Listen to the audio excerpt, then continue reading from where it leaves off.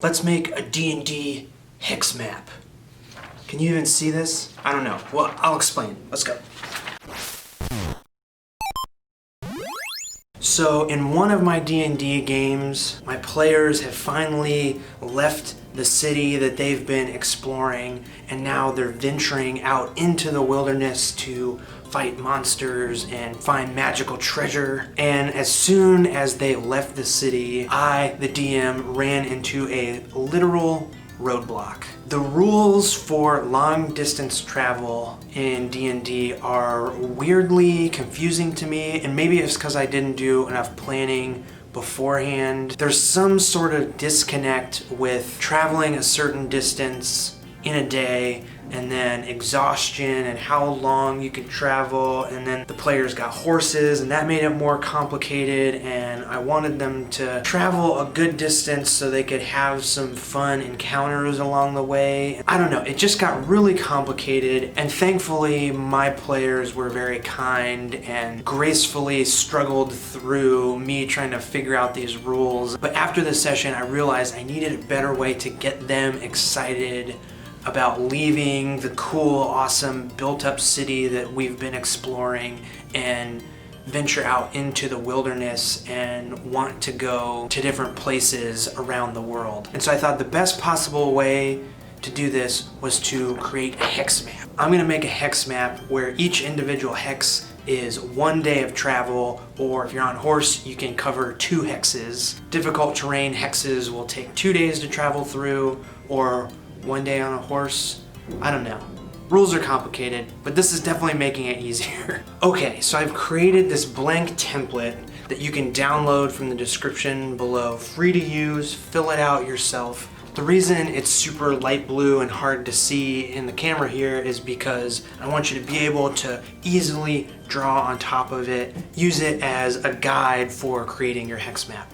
Now the main point of this video is that you don't have to be a great artist or illustrator to make a really cool looking map. With this method I'm about to show you, it's all about planning and then just having a little bit of patience with the drawing. This is not a high skill level project. My goal for creating this map is to have something that I can hand my players and have them be super excited to leave the city and explore the wilderness. Keep it simple so we don't have to worry about rules. We'll all know exactly how long it's gonna take to move from place to place. All right, enough backstory. Let's get into the step-by-step process. D&D hex map. All right, first step is to print out 3 of these templates. You're gonna need 1 to do your planning on. You're gonna need 1 to draw a map key. And then the last one is for your final hex map drawing. All right, step 2 is all planning. There's really no drawing in this phase. We're just gonna be listing out what goes in each hex. So think of this as like a paint by numbers map making project. We're just gonna keep it super simple by writing down what type of landscape or terrain goes in each hex. So my D&D game takes place in Port Vella, this city on the coast. Now this is the sort of fun process where I get to fill out the wilderness around the city. So most of the hexes are gonna be pretty generic. You know, is it a field, or is it a hill, or a mountain, or a forest? You know, these are places where random encounters can happen, you know, or something specific and meaningful can happen in these sort of generic landscapes. But I am also putting some of the major landmarks in the area in as well. So to the south of the city, I have this ruined fort.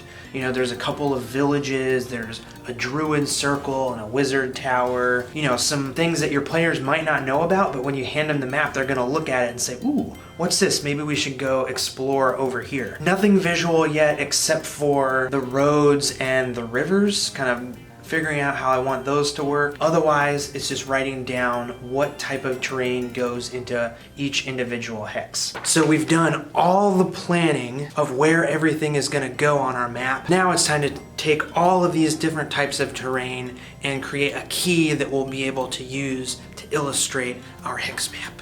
So grab your second blank template and a pencil, and it's time to start drawing. Okay, for this step, we're just drawing out the key to the map. So think of it as each hex is its own little symbol that represents a type of terrain or a feature on the map. And instead of jumping straight into drawing the map, we're gonna do a little bit of preparation first and figure out what each of those different types of terrain and features will actually look like on the map. So the whole point of this is to keep it simple. Really, your mountains can just be upside down V's.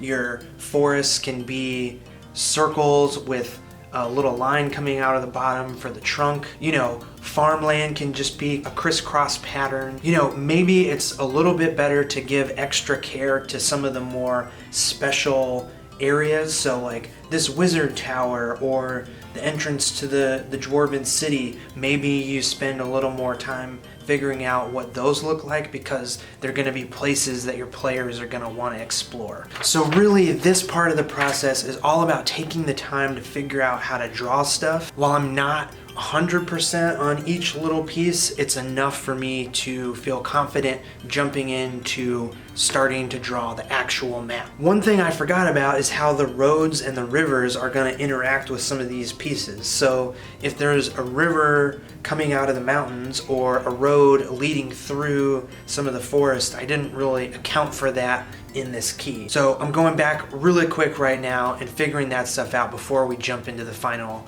map illustration.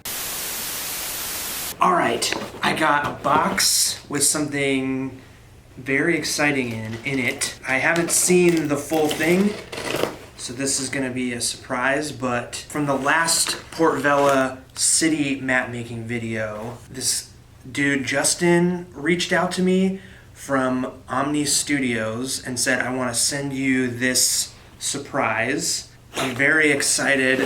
I can see it a little bit. Dude, this is so cool. Yes! So this is a wood engraved version of my map of Port Vella. So I took the map that I made in the last video, the how to draw a D&D city map, sent it to him, and he sent me this. There is something else. Let me get this in here. There's also this. Dude, it's a leather map of Port Vella. How crazy is that? I don't even know how to talk about this really. Lasers made the image on the leather, but dude, this is sick. So I wanted to show this, one, to shout out Omni Studios. Thank you so much for making this for me. I'm gonna have all their info down in the description below. Go check them out. They do this laser engraving, laser cutting. They do vinyl stickers and 3D printed stuff too. I think they're getting their shop set up, but I'll have all of the info of their Instagram and stuff down below. The other reason I wanted to show this is like an actual practical thing you can do with your maps. So like I said in this last video and in this one, it doesn't take a lot of drawing talent to make this stuff, but you can make a fairly simple map. I know this isn't simple looking, but just like the hex map we're making, it's all like really basic drawing, just a lot in a condensed area, and you can print it on wood or leather or make a big printout on paper, and it is super impactful thing to show off to your players. All right, Omni Studio, check them out. Thank you so much, and let's get back to making the hex map. All right, we have our reference map. I don't know what to call this. Our plan, our paint by numbers version of the map. We have our key that has all of the different terrain types figured out, ready to draw. Now it's time to grab the third blank template and start illustrating your final hex map. So I'm using a mechanical pencil with non-photo blue graphite lead little stick of pencil, non-photo blue. It's basically a light blue color that will disappear when you scan it in. Since I play online, I know I'm gonna scan this map in to share with my players over the internet. So this type of pencil is a little bit of a shortcut, but you could always just use a regular pencil to fill out your map and then trace over it on a blank sheet of paper if you want to get rid of all of the blue lines and have no pencil marks anywhere. We're getting into the weeds a little bit with the process, so from here on out I'm just going to keep it simple. I'm just drawing each piece one at a time, and then we'll go back over it in ink later. Okay, so two things to notice as I'm penciling.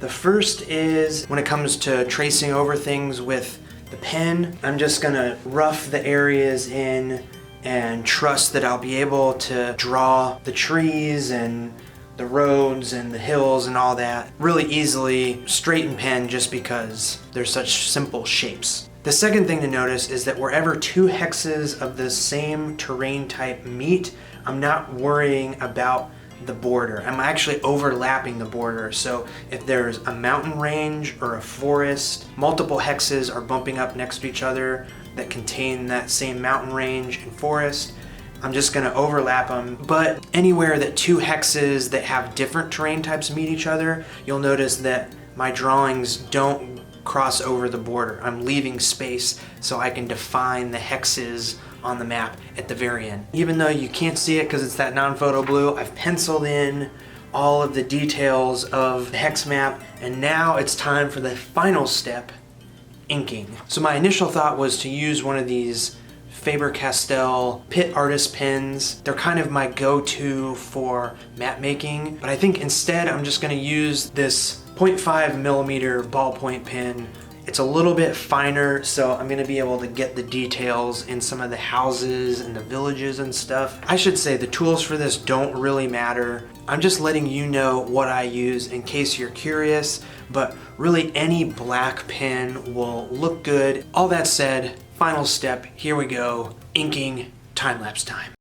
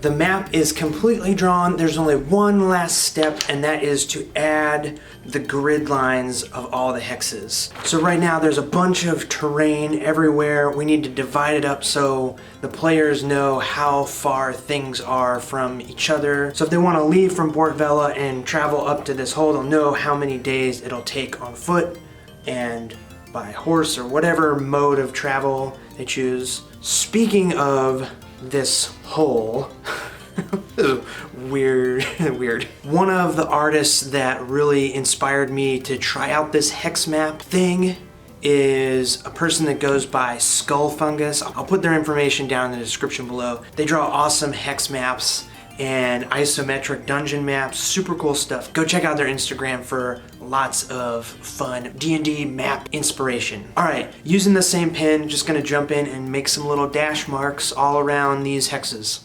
Let's go.